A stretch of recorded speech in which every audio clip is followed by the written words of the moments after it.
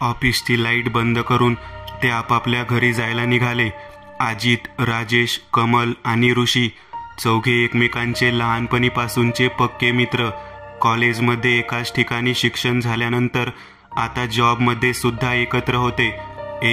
मी काय म्हणतो, एवढे दिवस आपण बिना सुट्टीचे काढले, त्यात दिवाळी सुट्टी सुद्धा आपण कामच करत होतो.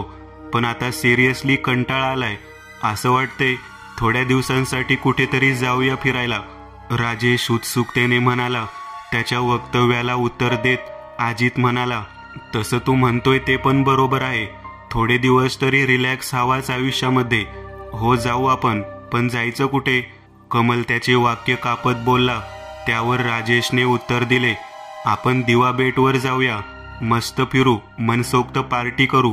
इतका वेळ शांत असलेल्या ऋषीने दिवा बेटचं नाव ऐकल्यावर त्याचे मौन व्रत तोडले. अरे बाबांनो, तुम्हाला वेड लागले. ते ठिकाण खूप दिवसांपासून बंद आहे आणि तिकडे खूप चित्रविचित्र हॉन्टेड घटना घडायच्या पण बातम्या आल्यात. अरे फट्टू, हम मौत से खेलने वाले लोग है. या असल्या बातम्यांवर आपण विश्वास ठेवत नाही, राजेश उत्सुकतेने हसत म्हणाला. पण ऋषीला मात्र ह्यामध्ये इंटरेस्ट नव्हता. तो म्हणाला, तुम्ही जा बाबा, करायचंय ते करा. मी आपले मित्र म्हणून सांगायचं काम केलं. त्याच्या ह्या वक्तव्यावर कमल चिडून बोलला, जा म्हणजे काय, तू सुद्धा यायचंय आमच्यासोबत. आणि तिकडे बंदी असायला आपण काही दिवसा नाही जाणार तिकडे. रात्री जाऊ, पार्टी करू आणि दिवसा परत रिटर्न. आणि तू जर नाही आलास तर आम्ही पूर्ण ऑफिसभर पसरू की तू किती फट्टू आहे ते. ऋषीला आता गत्यंतर नव्हता आणि हे चौघे होतेच सोबत. नाईलाजाने त्याला सुद्धा त्यांच्यासोबत जावे लागले. तर दिवस ठरल्याप्रमाणे जागेवर आणि वेळेवर सर्वजण पोहोचले. जसा दिवस मावळला तसे ते होडीने त्या बेटाकडे जायला निघाले. सोबत खायचे सामान, दारू, कॅम्पिंग टेंट वगैरे सर्व गोष्टी घेतल्या. राजेश, अजित आणि कमल बिनधास्त होते. ऋषीच्या मनात मात्र असंख्य विचारांचे लपंडाव चाललेले. ते सर्व बंदराच्या जवळ जातच होते की अरे पोरांनो, मागला फिरा, परत जावा, इकडून गेला तर परत यावाचा नाही. चौघांनी दचकून मागे बघितलं. एक साधारण 70च्या आसपासचे आजोबा त्यांच्याकडे बघून इशारे करत होते. बघा, मी बोलत होतो ना, इकडे जाणे म्हणजे आपल्या जीवाशी खेळणे आहे. अजूनही वेळ गेलेली नाही, आपण परत जाऊया का? ऋषी अत्यंत भीतीच्या स्वरात बोलला. पण त्याला प्रत्युत्तर देत राजेश बोलला, गप तू, आता प्लॅन ठरलाय, इथपर्यंत आलोय, आता मागे नाही जायचं. त्या म्हाताऱ्याकडे लक्ष नको देऊ, सनकी वेडा वाटतोय तो. चला आपण. चौघे होडीमध्ये बसले. होडी संथ गतीने पाण्यात चाललेली. समुद्र भयंकर शांत होता. कानाला सुखावणारा लाटांचा आवाज आणि मध्येच होडीच्या इंजिनचा आवाज, ह्या व्यतिरिक्त कोणतेच आवाज नव्हते. बेटावर पोहोचले तेव्हा चांगलीच रात्र झालेली. चंद्राचा प्रकाश रस्ता दिसण्यासाठी पुरेसा होता. बेटावर लाईट हाऊस आणि मोजकी घरं सोडली तर पूर्ण जंगल होतं. त्या घरांमध्ये सुद्धा कोणी राहत नव्हते. सर्व घर ओसाड पडलेली. आणि त्या लाईट हाऊसमध्ये लाईट हाऊस कीपर पण नव्हता. असे वाटत होते पूर्ण जगापासून त्या बेटाला सर्वांनी वाळीत टाकले आहे. होडीतून उतरल्यानंतर जास्त लांब न जाता समुद्राच्या जवळच टेंट बांधले, शेकोटी पेटवली आणि सोबत आणलेले सामान काढून प्यायला बसले. राजेश, कमल आणि अजित तिघेही पिणारे होते. ऋषी हा व्यसनांपासून अलिप्त होता. त्याने फक्त खाणेच पसंत केले. गप्पा रंगल्या. ऋषी सोडता बाकी सर्वांची पिल्यामुळे शुद्ध हरपलेली रात्र गडद होत चाललेली. आजूबाजूला भयान शांतता आणि त्यात अधूनमधून समुद्राच्या लाटांचा येणारा आवाज, गार वाहणाऱ्या वाऱ्याची झुळूक अंगाला स्पर्श करून जायची. तेव्हा सर्वांगावर शहारे आल्याशिवाय राहत नव्हते. शेकोटी पण आता हळूहळू विझू लागलेली. तितक्यात राजेशला लघुशंका आली.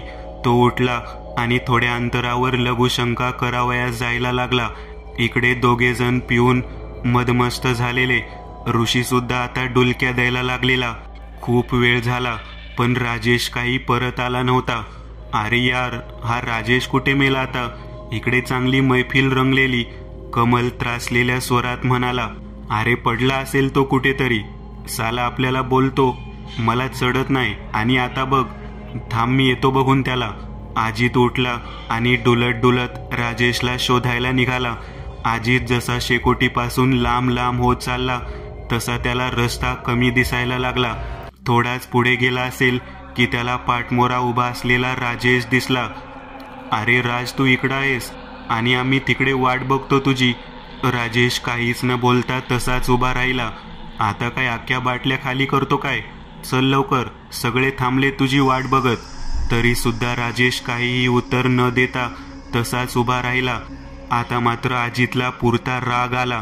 तो चालत राजेश जवळ गेला आणि त्याने त्याचे हात पकडून त्याला मागे वळवले.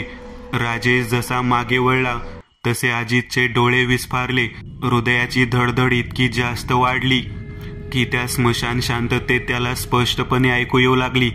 राजेशला चेहराच नव्हता, फक्त सपाट त्वचा. त्यावर ना डोळे होते, ना नाक आणि नाही तोंड. अजित त्वरित 2 पावले मागे झाला.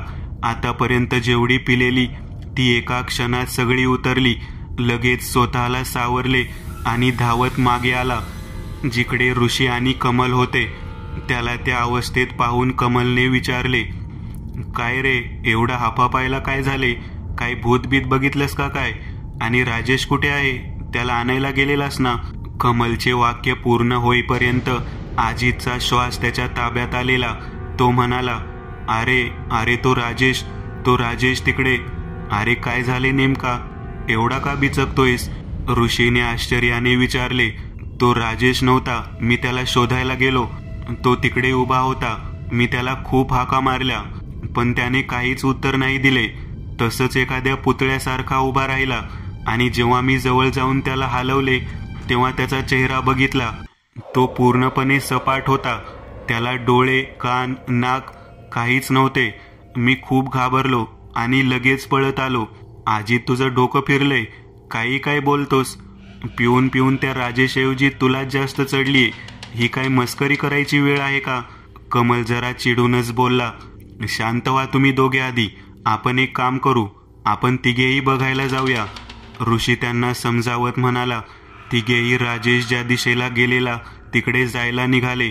मगाशी अजितला जिकडे राजेश दिसलेला तिकडे आता कोणी नव्हते. त्यांनी जवळपास आजूबाजूला सगळीकडे शोधले पण राजेशचा कुठेच पत्ता नव्हता. हा नक्कीच रस्ता भटकला असेल. तरी बोलत होतो नको इतकी पिऊ, आणि त्यात मोबाईल पण आपल्या जवळ ठेवून गेला. कमल त्रासलेल्या स्थितीमध्ये म्हणाला, एक काम करू, आपण तिघे वेगवेगळ्या ठिकाणी जाऊया, त्याला शोधू आणि ज्याला कोणाला भेटेल त्यांनी लगेच कॉल करा. ऋषी सर्वांना दिलासा देत म्हणाला. एव्हाना सगळ्यांची होती नव्हती ती सुद्धा उतरलेली. तिघे निघाले वेगवेगळ्या दिशेने. अजित गेला लाईट हाऊसच्या रस्त्याला, कमल गेला जंगलाच्या रस्त्याला आणि ऋषी समुद्राच्या दिशेला. लाईट हाऊस चंद्राच्या प्रकाशात अजूनच भकास भासत होता. राजेशला हाका मारत अजित चाललेला आणि तितक्यातच लाईट हाऊसच्या वरच्या खिडकीमध्ये त्याला राजेश दिसला. अजित थोडा अजून जवळ गेला. ह्यावेळी मात्र त्याला चेहरा नव्हता. अजितला जरा हायसं वाटलं. त्याने खालूनच राजेशला आवाज दिला पण राजेशच्या चेहऱ्यावर काहीच हावभाव नव्हते. अजित चिडून लाईट हाऊसच्या वर जायला लागला. जसा अजित वर गेला तसा त्याला एक आश्चर्याचा आणि त्याचबरोबर भीतीचाही धक्का बसला. मगाशी ज्या खिडकीत राजेश उभा होता आता तिकडे कोणीच नव्हते. अजित त्या खिडकीपाशी आला आणि खिडकीतून खाली बघितले तर ह्यावेळी त्याला फक्त भीतीचा धक्का बसला, कारण खाली राजेश त्याला बघून हसत होता. आता मात्र त्याची चांगलीच दातखिळी बसली. मागच्या प्रसंगातून तो नीट सावरला नव्हता तेच आता हे. त्याचे हातपाय लटपटू लागले. तो बाहेर जाण्यास मागे वळला की तोच त्याच्या समोर एक मुलगी उभी असलेली त्याला दिसली. तिचे कपडे फाटलेले, चेहऱ्यावरून रक्त बाहेर येत होते आणि डोळे तर जसे आग ओकत होते आणि दोन्ही पाय उलटे. आजीची किंचाळी त्याच्या घशातच अडकली. तो काही हालचाल करणार की तितक्यातच त्या मुलीने, त्या भूताने आजीच्या अगदी जवळ येऊन तिचे मोठे मोठे नख असलेली बोटे आजीच्या मानेवरून एखाद्या सुरीसारखी फिरवली. मटणसाठी खाटीक बकरीच्या मानेवरून सुरा फिरवतो तेव्हा जसे तिच्या मानेतून रक्ताचे पाट बाहेर येतात तसे अजितच्या मानेवरून रक्ताचे पाट बाहेर येऊ लागले. अजित खाली पडला आणि हातपाय तडफडत मरणाची वाट बघू लागला. काही काळ गेला आणि अजितच्या हातापायांची हालचाल थांबली. तो कायमचा झोपी गेला. इकडे कमल भर जंगलामध्ये गेला. पूर्ण जंगल सामसूम आणि झाडांनी भारलेले. अख्ख्या जंगल पालथे घातले, पण राजेशचा कुठेच पत्ता लागला नाही. कंटाळून तो परत जाण्यास फिरला. तेच त्याची नजर एका झाडावर गेली. तिकडे एक मृत शरीर झाडाला लटकवलेले. कमलने घाबरत घाबरत त्या झाडाजवळ जायची हिम्मत केली आणि जसा तो झाडाजवळ पोहोचला त्याला रडू कोसळले. ते दुसरे तिसरे कोणी नसून राजेशचे शरीर होते. शरीरावर ठिकठिकाणी ओरबाडल्याच्या जखमा होत्या आणि डोळे पूर्ण सताड उघडे. त्यात काहीच हावभाव नव्हते. तोंडातून जीभ बाहेर आलेली. कमलने क्षणाचाही विलंब न करता तिकडून काढता पाय घेतला, पण जसा तो मागे वळला तसा त्याचा पाय कशात तरी गुंतून तो जोरात जमिनीवर आपटला. जसा जमिनीवर आपटला तसे त्याला जाणवले त्याच्या सर्वांगावर कसली तरी पकड बनत चालली आहे. त्याने भीत भीत शरीराकडे बघितले तर त्याच्या पूर्ण शरीरावर झाडांच्या फांद्यांनी आपली पकड बनवलेली. शरीर पूर्ण झाडाच्या फांद्यांनी झाकून टाकले गेले. त्याला ना ओरडता येत होते ना नीट श्वास घेता येत होते. तो पूर्णपणे झाडांनी वेढला गेला आणि जसा राजेश लटकलेला तसाच कमल पण लटकला गेला. आता सर्व फांद्या त्याच्या छातीवरून तोंडाकडे वळल्या. त्याचं तोंड आणि नाक दोन्ही पण दाबले गेले. ह्या व्यतिरिक्त त्याच्या तोंडून काहीच निघत नव्हते. नाक बंद झाले. त्याचे श्वासोच्छ्वास बंद झाले. एकदा डोळ्यांवरून फांदी जाता जाता त्याचे लक्ष समोर गेले. एक मुलगी त्याच्याकडे क्रूरतेने बघत होती. फांदी त्याच्या डोळ्यावरून गेली आणि त्याने डोळे मिटले ते कायमचे. इकडे ऋषी समुद्राच्या पूर्ण काठापर्यंत आलेला. त्याने होडीमध्ये बघितले, पण तिकडे सुद्धा कोणीच नव्हते. ऋषीने मोबाईल काढला, पण तिघांचा फोन लागला नाही. शेवटी कंटाळून परत जाण्यास निघाला की तितक्यातच त्याला मागून पैंजणाचा आवाज आला. त्याने मागे वळून बघितले, पण मागे कोणीच नव्हते. तो मनाचा भास समजून तसाच चालत राहिला. परत पैंजणाचा आवाज यायला लागला, पण आता मात्र फार जवळून आल्यासारखा वाटला. आता मात्र ऋषी सुद्धा घाबरला. झापझाप पावले टाकत जायला लागला. लांबून त्याला त्याचा टेंट दिसायला लागला. त्याला आता थोडं हायसं वाटलं. तो आता भरभर चालायला लागला, पण तितक्यात मागून जोरात धक्का देऊन त्याला खाली पाडले. ऋषीने पटकन मागे बघितले, पण मागे कोणीच नव्हते. आता मात्र तो पूर्णपणे घाबरू लागला. धावत धावत टेंट जवळ येऊन पोहोचला, पण टेंट जवळ कोणीच नव्हते. मनाशीच विचार करायला लागला, जाऊ तर कुठे जाऊ? त्यांचे कॉल पण नाही लागत. त्यांना राजेश भेटला असेल का? असंख्य प्रश्न मनात घर करू पाहत होते.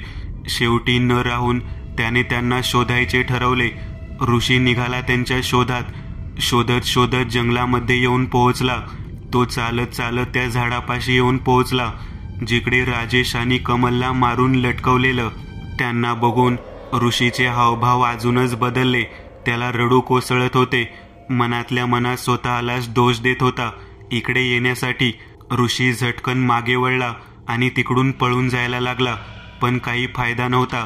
त्याला तसेच कोणीतरी खाली पाडले आणि पायाला झाडाच्या फांद्या गुंडाळून त्याला झाडावर उलटे लटकावले.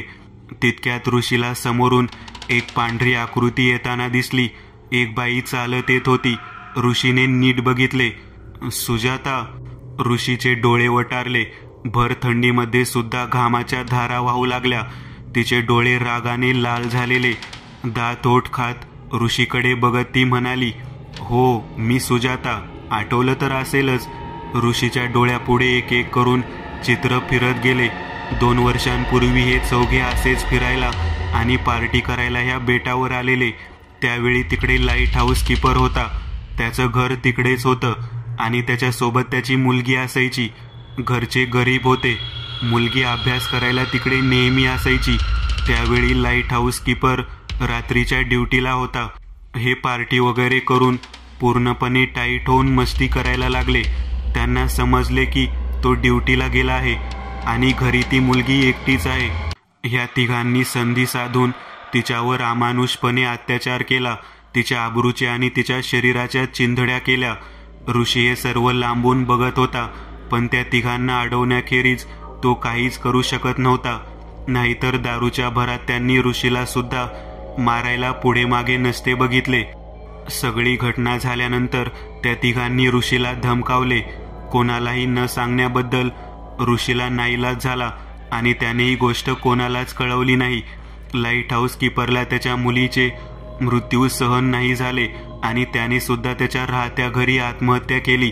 एक सुखी हसते खेळते परिवार त्या तिघांनी एका रात्रीत संपवले होते. आणि हे सर्व लपवून ठेवून कुठे ना कुठे ऋषी सुद्धा जबाबदार होताच. ऋषीचे हातपाय गळायला लागले. त्याने तिच्याकडे माफीची भीक मागितली, पण त्याचा काहीच फायदा झाला नाही. ती त्याच्या जवळ आली. तिचे रूप आता खूपच विद्रूप झालेले, नाकातोंडातून रक्त येत होते.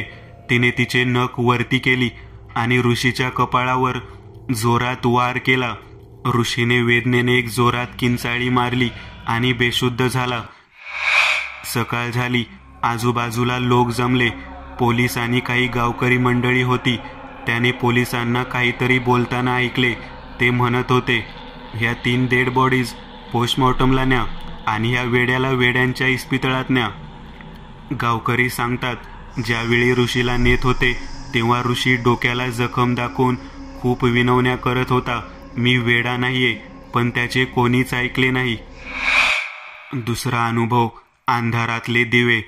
गोव्यातील एका प्रसिद्ध प्राचीन किल्ल्याच्या तटबंदीवर बसून आम्ही समोर खाली पसरलेल्या अथांग निळाईकडे बघत होतो. आम्ही बसलो होतो तो कडा जवळजवळ 80-90 फूट उजव्या बाजूला पसरत गेला होता आणि कड्यापासून पाण्यापर्यंत सरळ ड्रॉप होता. 50-1 फूट तरी खोल असेल. सांज वेळ झालेली. सूर्य हळूहळू दूरवर दिसणाऱ्या क्षितिजावरील पाण्यावर टेकला होता. चमचमणारे पाणी डोळ्यात खुपत होते. सर्वत्र तांबूस सोनेरी रंगाची उधळण होत होती. क्षणाक्षणाला रंग बदलत होते. दिवस संपून रात्र सुरू होण्याच्या काठावर रंगलेला एक अद्भुत सोहळा आमच्या डोळ्यासमोर उलगडत होता. दिवसाचे पक्षी घराकडे जाण्याच्या जल्दीत होते. समुद्र, गरुड, सिगल पाण्यात काही भक्ष्य दिसते का हे बघत शेवटची फेरी मारत होते. उडताना त्यांनी तारस्वरात मारलेली शीळ आमच्या कानावर पडत होती. दिवसभरात उन्हाळलेल्या घामेजलेल्या शरीरावर आता आल्हाददायक खारे वारे अलगद फुंकर मारत होते.